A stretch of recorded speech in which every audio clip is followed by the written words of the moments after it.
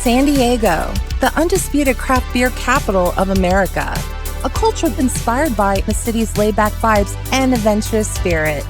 Join journalist and beer enthusiast Vince Meehan as we tour the most innovative local breweries, hear from their founders, and of course, taste some brews. These are the people who made San Diego a beer mecca. This is SD Craft Masters.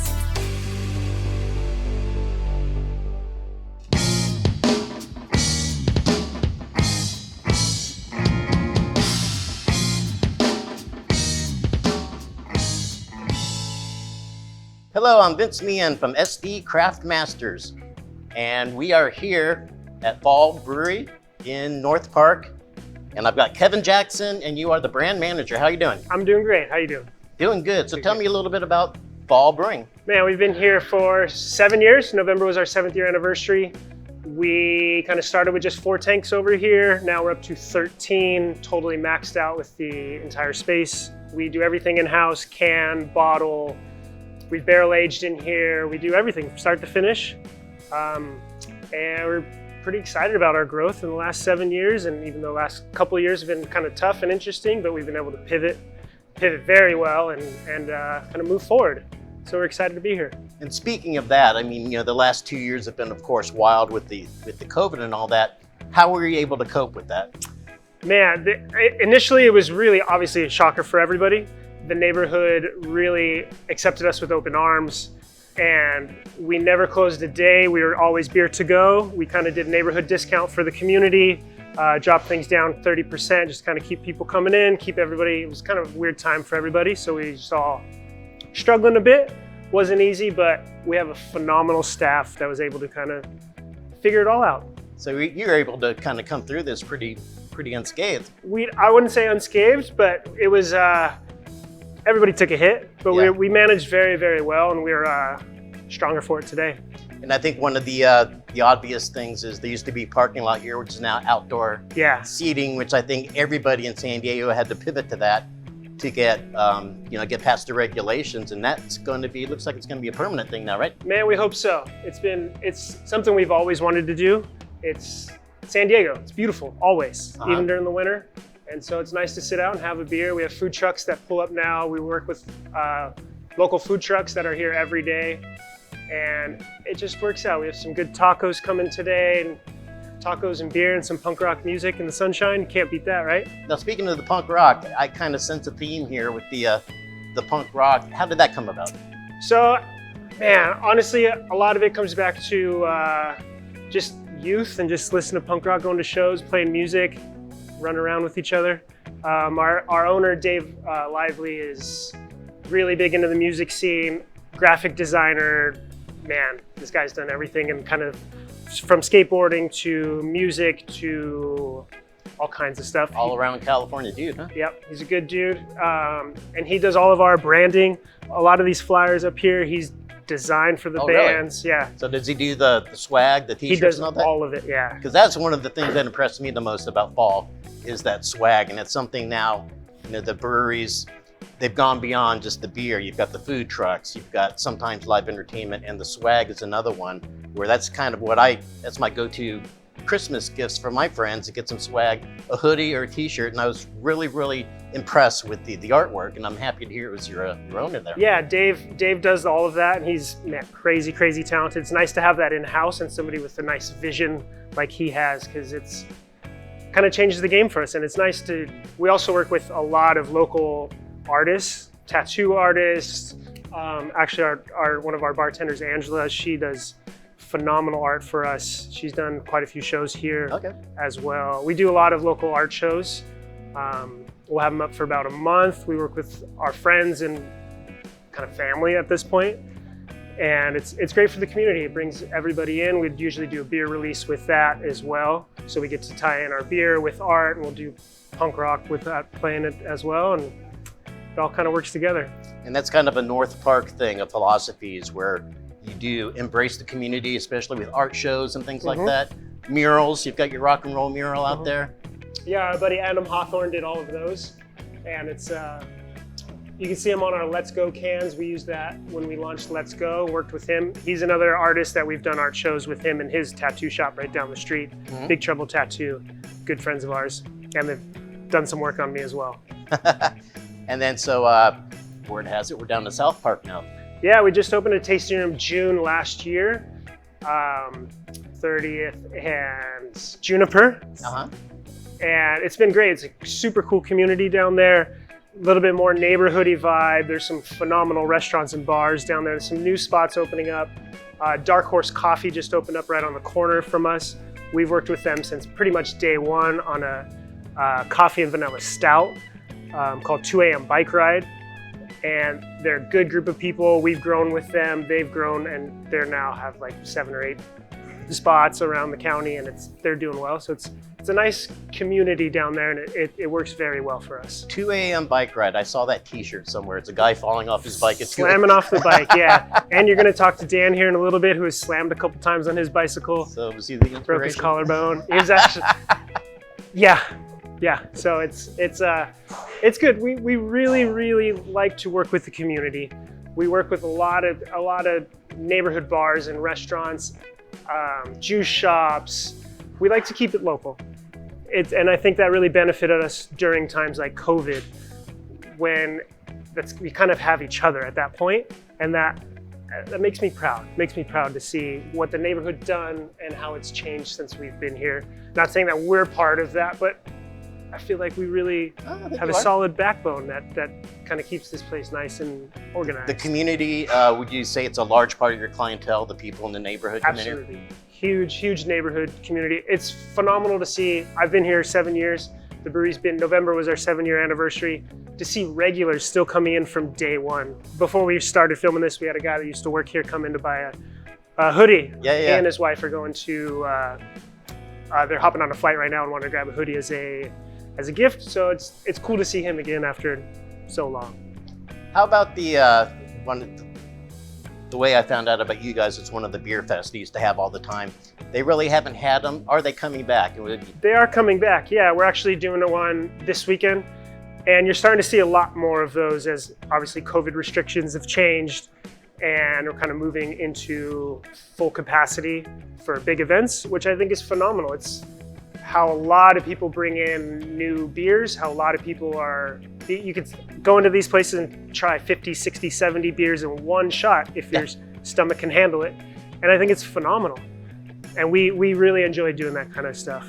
And I think for the beer community, it's basically, that's kind of the ground zero where you meet all your friends, you get to taste all the beers, and that's really where, the whole, the story about who's doing what comes out in those beer festivals. Absolutely. And it's cool to see what our friends are doing, because we work very close with a lot of different breweries, and we're all friends.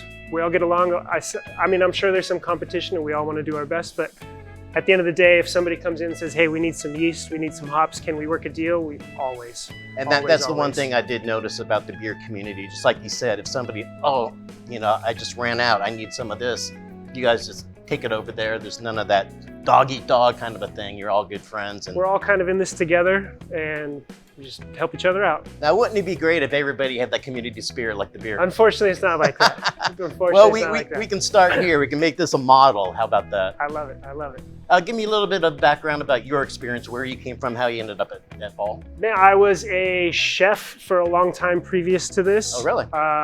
Graduated Le Cordon Bleu in 2005. Wow. Worked restaurants, bars, did that for 13, 14 years. When that was done, I wanted to take about a year off and just kind of surf and travel and take some photos. I really love photography and was kind of going down that route, working on the motorcycle side of things. And a buddy of mine was working here right when they first opened and was like, hey, do you want to come work the door a couple days a week? And I was like, no, not really. I wasn't really ready to, vacation wasn't done yet.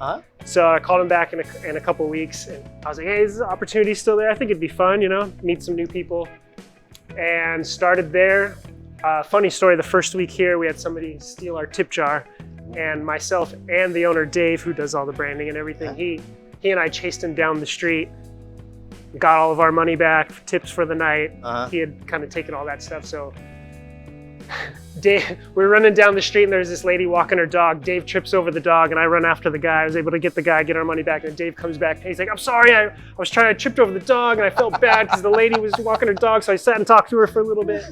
So we ended up getting all of our money back. So then kind of celebrated from that. From there, started bartending and then kind of moved into the management side of things and really been able to help on that side. And now I'm really excited to be able to open South Park. We had somebody step in, Brian, that is now Brian Vong's now our manager at both locations, kind of oversees everything, and he's doing a phenomenal job. Okay, any plans for the future you can tell us about? Future, yes. We are looking for open a couple more tasting rooms. We have been aggressively seeking that.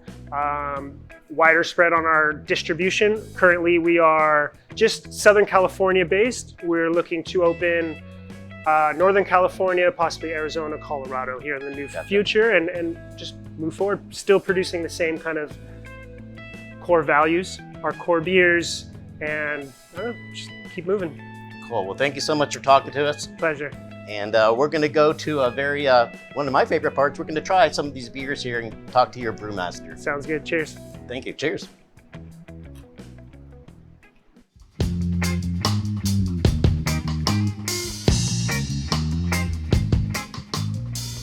Hey, Vince Meehan from SD Craft Masters, and we are with Dan Oulette. Did I say that right? You did. All right, French. And he is the brewmaster here at Ball.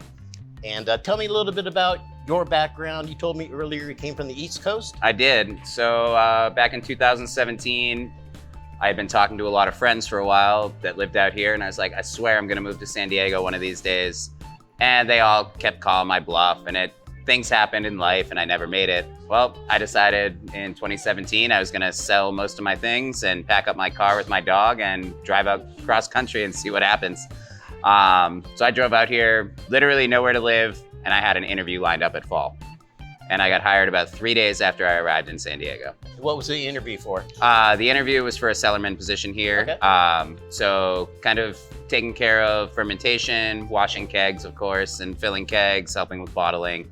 Kind of doing a little bit of everything. Did you know how to make beer before you got here? So on the East Coast, I did brew for about 3 years at a brewery called 603 Brewing.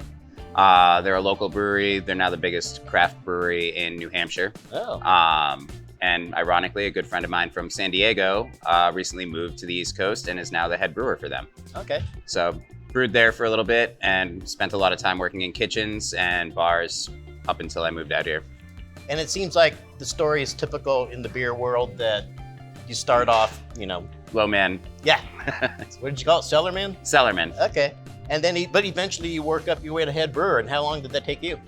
So I've been with Fall about 5 years. I started doing the majority of the brewing about 2 years in. And then I think it's been about almost a year and a half, maybe 2 years since I took over as head brewer now. Okay. So it's going out? Going well. Going well. The first thing we're going to do is we're going to taste it's a Pilsner. Yes. And the reason I like this is because I do like Pilsners. I went to Europe and I really fell in love with the Pilsners over there, up in the Alps. And so when I found out you guys had Pilsner, I said, hey, I was at one of the beer fests and I said, I really like this. So tell me a little bit about what it takes to make a Pilsner. So Plenty for All is really a passion for all the guys that work with me in the production area. We use German malts, exclusively for this beer, and we're also using noble hops. So we use Hallertau and Tettnang, and it gives really nice earthy, subtle, spicy notes to the beer, but it's also super clean, really nice, dry, crisp finish, and it just makes you want to go back for another sip. What kind of hops are in here?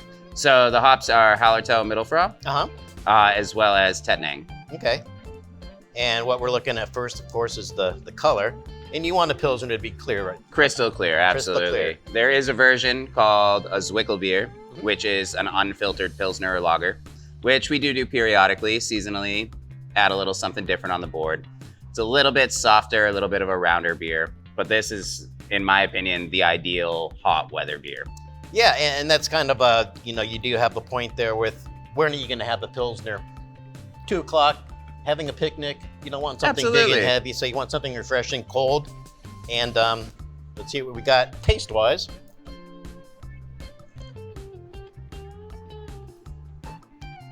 got like a cereal element in there. Absolutely, and that's coming from the malts that we use. Okay. Very, very minimal malt in this beer. And that really is what's shining, the malt and the yeast. Okay. There's nothing to hide behind in a Pilsner. So if it's bad, everybody knows it's bad. Yeah. And then for a finish,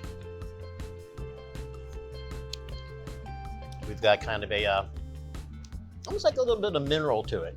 There is a little bit of minerality. Sulfur is a very common thing to find in a Pilsner, and that's a byproduct of fermentation. Okay. So the yeast produces a little bit of sulfur, and we keep a little bit of that in there in order to help round out the flavor profile of the beer. Gotcha.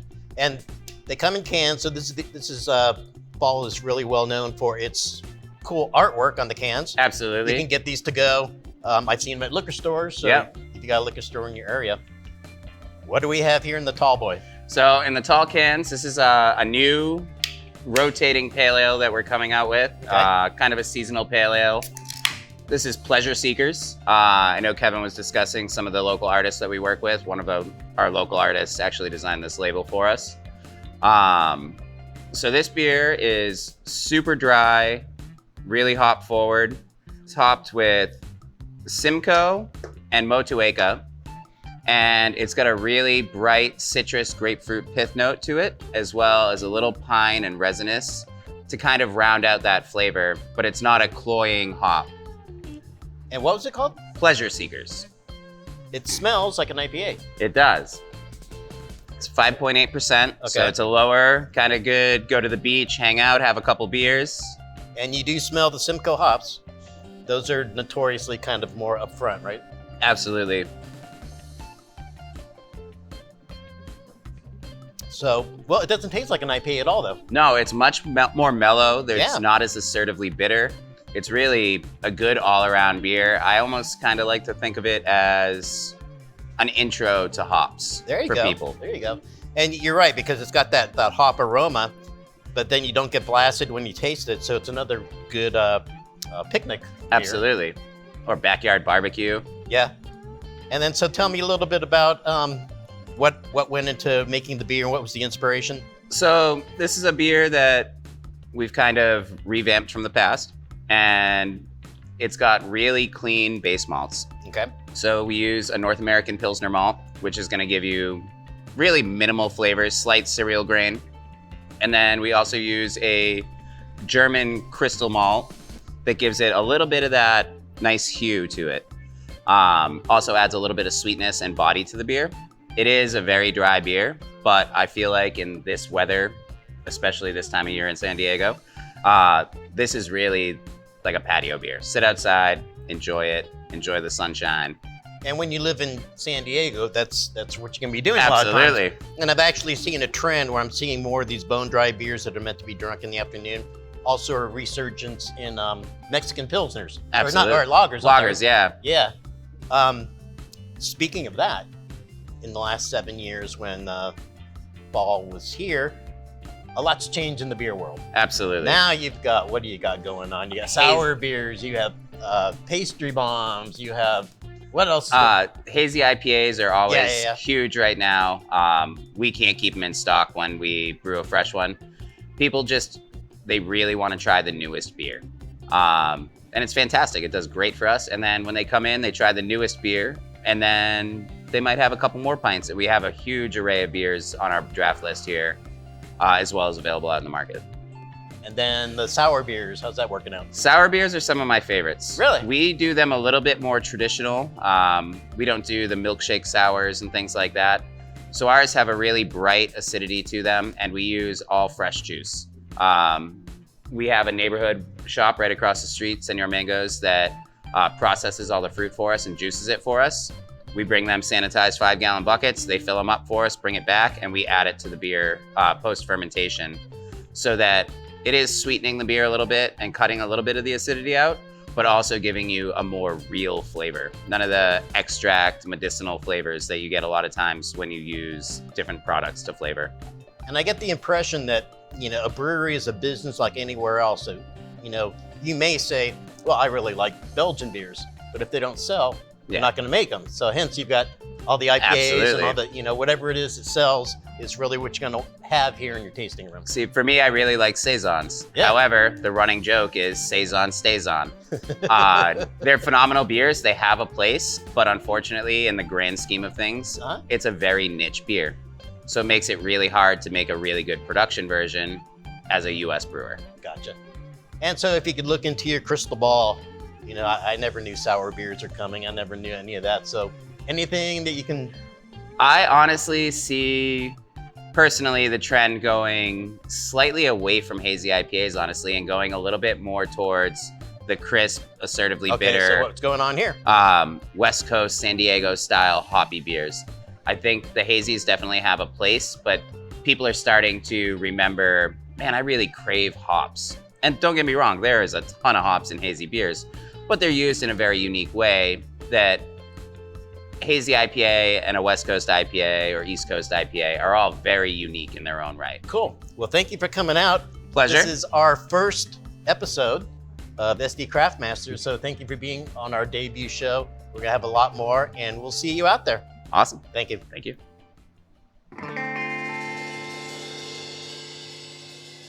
Get away, let's go!